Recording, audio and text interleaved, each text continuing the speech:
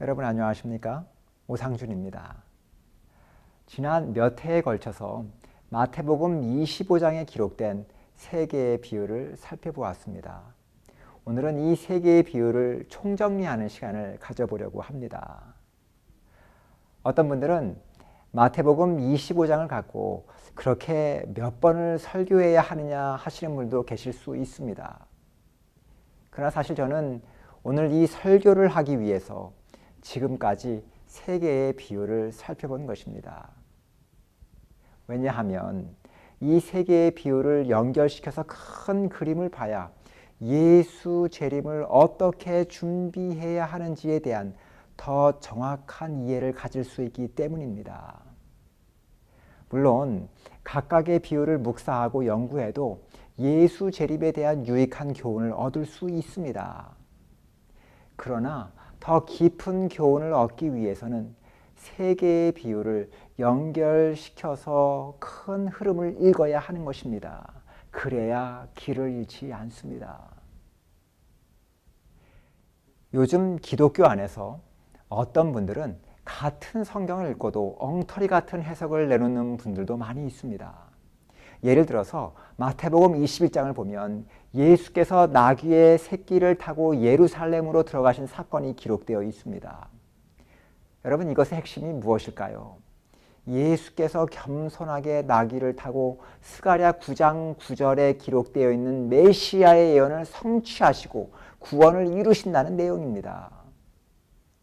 여기서 나오는 나귀는 주연이 아니라 예수님의 겸손하심과 예언의 성취를 이루는 하나의 엑스트라에 불과합니다.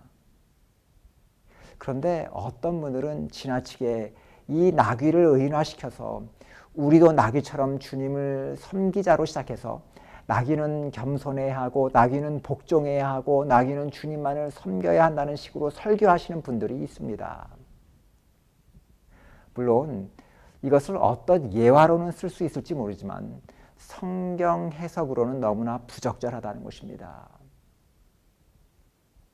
이런 해석이 나오는 이유는 성경의 앞뒤 문맥이나 전체 흐름을 무시하고 해석하기 때문입니다. 어떤 분들은 이런 나귀의 설교 하나가 그리 문제가 될 수 있냐고 할 수 있습니다. 물론 그렇습니다. 이런 나귀 설교 하나가 우리를 멸망으로 인도하지는 않습니다. 그러나 문제는 성경을 이런 식으로 해석하기 시작하면 이야기는 달라진다는 것입니다.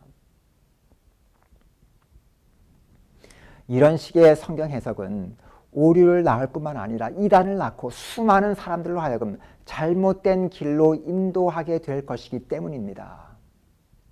성경을 근거로 하는 이단들이 얼마나 많은지 모릅니다. 이 이단들의 행태를 보면 다 이런 식이에요. 성경을 자의적으로 해석하고 풍자적으로 해석하고 그래서 자신에게 유리한 쪽으로 꿰어 맞춥니다. 그래서 자신의 교리를 그럴듯하게 만들어 놓습니다. 이것보다 더 위험한 것은 없다는 것입니다.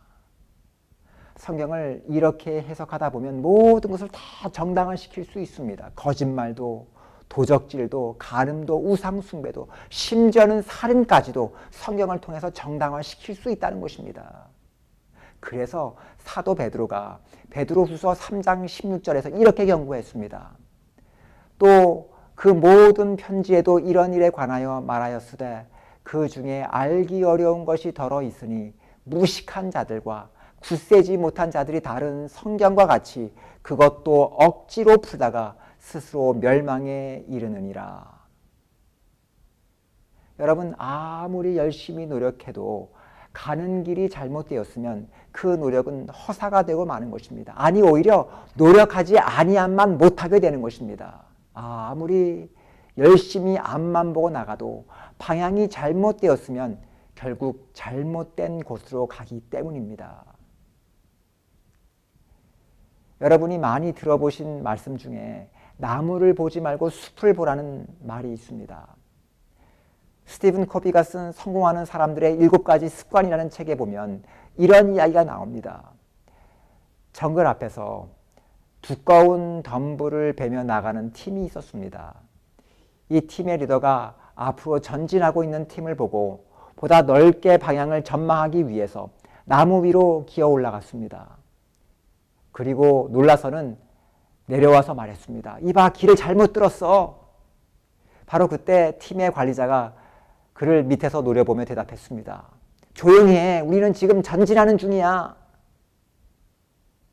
여러분, 만일 이 팀이 방향을 수정하지 않고 이런 식으로 계속 앞으로만 나아간다면 어떻게 될까요? 안전하게 목적지까지 도착할 수 있을까요? 그럴 수 없습니다. 결국 자신이 가고자 했던 목적지에서 먼 엉뚱한 장소에 가게 될 것입니다. 저는 어린 시절에 친구들과 함께 산을 간 적이 있었습니다. 교회를 갔다가 오후에 그냥 생각 없이 친구들과 함께 마냥 들떠서 재미있는 이야기를 하면서 산을 올랐습니다. 그러다 길을 잃었습니다. 숲이 우거져서 아무리 왔던 길을 가려고 해도 찾을 수가 없었습니다. 이제 저녁이 되어가고 해도 질 것 같고 배도 고프고 큰일 났다 싶어서 무조건 아래로 마을을 찾아 내려갔습니다.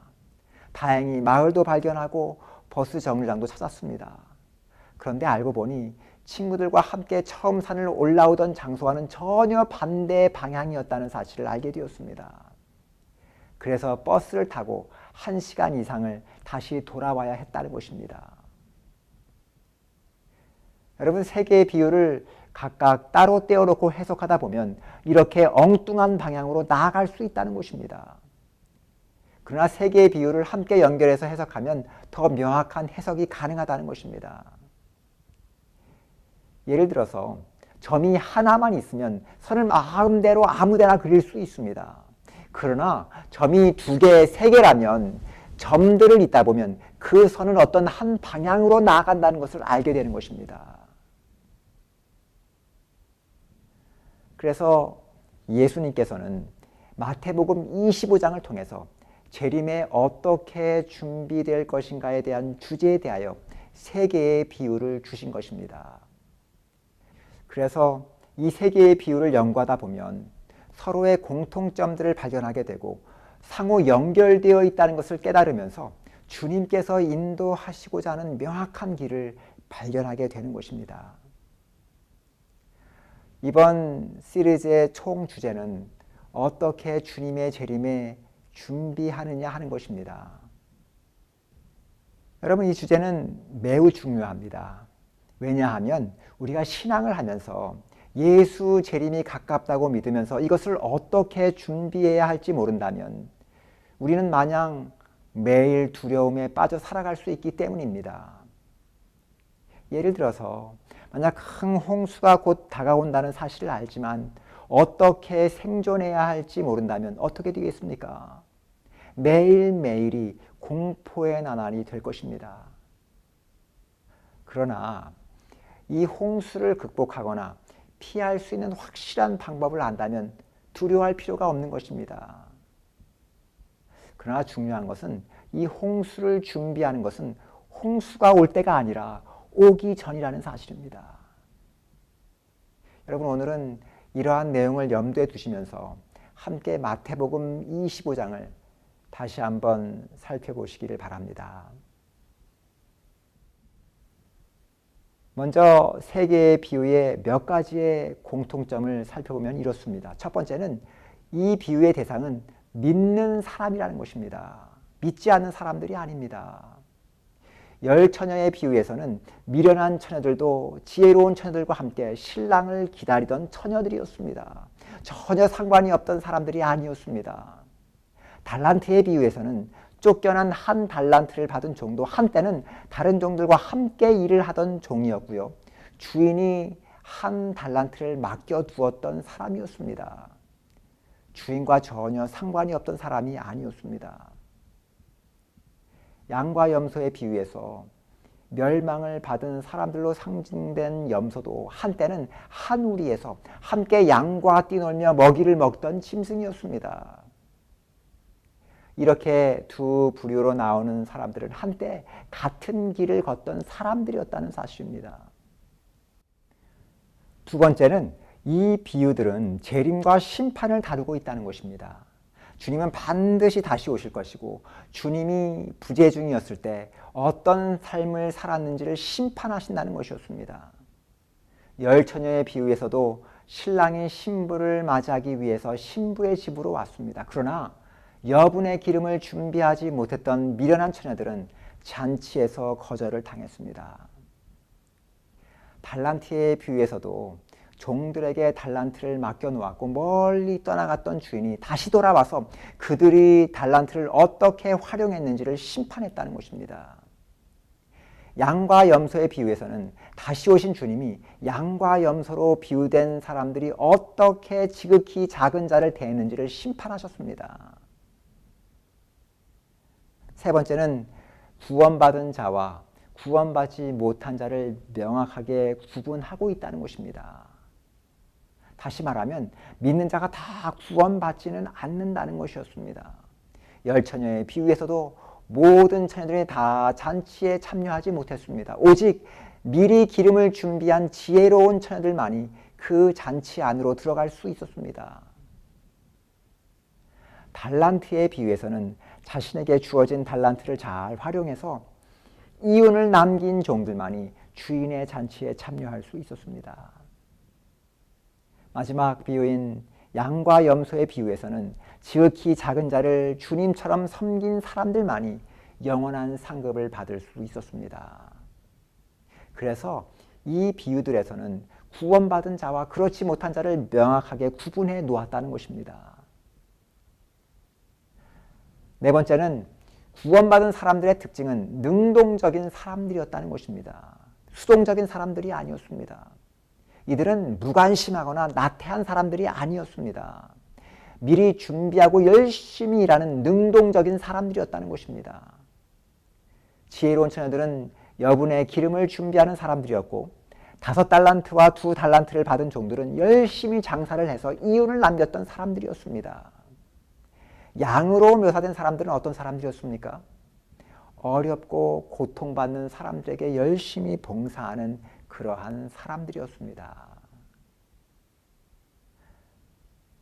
이 내용들을 정리해 보면 주님은 반드시 오실 것이고 그리고 우리가 어떤 삶을 살았는지를 반드시 심판하신다는 것입니다. 그리고 믿는다고 다 구원을 받는 것이 아니라 능동적이고 적극적으로 준비하고 열심히 주님이 원하시는 삶을 산 사람들만이 영원한 상급을 받는다는 것이었습니다. 자, 그렇다면 그런 삶이 어떤 삶인가를 세 비유를 연결해서 생각해 보려고 합니다. 먼저 주님이 원하시는 삶이 무엇이었을까요? 양과 염소의 비유를 보면 그것은 바로 주님을 섬기는 삶이었습니다.